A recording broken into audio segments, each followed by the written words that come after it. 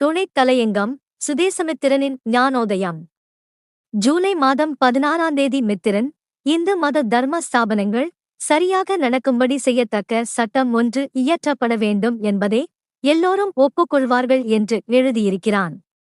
மத விஷயத்தில் அரசாங்கத்தார் பிரவேசிக்க கூடாது என்று எழுதி, இதுவரை பாமரர்களை ஏமாற்றி வந்த பார்ப்பன மித்திரனுக்கு இப்போதாவது சர்க்காரால் சட்டம் ஒன்று செய்யப்பட வேண்டும் என்று சொல்லும்படியான புத்தி வந்ததற்கு நாம் மகிழ்கிறோம். ஆனால் இந்த புத்தி தானாகத் தோன்றவில்லை. ஸ்ரீமான்கள் வரதராஜுலு நாயுடுகாரும் ஈ.வே. ராமசாமி நாயக்கரும் தேவஸ்தான சட்டத்தை ஆதரித்தும் அதை எதிர்க்கும் பார்ப்பனர்களின் சூழ்ச்சியை பொதுஜனங்கள் அறியும்படி செய்ததின் பலனாகவும் இதை ஒப்புக்கொள்ளாவிட்டால் தங்களுக்கு ஓட்டு கிடைக்காமல் போகுமோ என்கிற பயமும் பார்ப்பன மித்திரனான சுதேசமித்திரனே இந்து மத ஸ்தாபனம் சரியாக நடக்க ஒரு சட்டம் அவசியம் என்று சொல்லும்படி செய்துவிட்டது.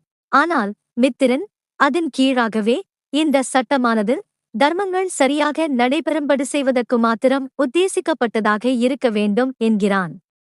அப்படியானால் இப்போதிருக்கும் சட்டம் கோயில்களில் இருக்கும் கல்லு சாமிகளையெல்லாம் பிடுங்கி எறிந்துவிட்டு அந்த ஸ்தானத்தில் ஸ்ரீமான்கள் பனகராஜாவும் வரதராஜுலு நாயுடுகாரும் ராமசாமி நாயக்கரும் உட்கார்ந்து கொண்டு இந்த பார்ப்பரர்களைக் கொண்டு அபிஷேகமும் பூஜையும் செய்யும்படி கேட்பார்கள் என்று மித்திரன் உண்மையிலேயே பயப்படுகிறானா அல்லது இந்த முகாந்தரத்தைச் சொல்லி அதை ஒழிக்க சூழ்ச்சி செய்கிறானா என்பதை வாசகர்கள் உணர்வார்களாக.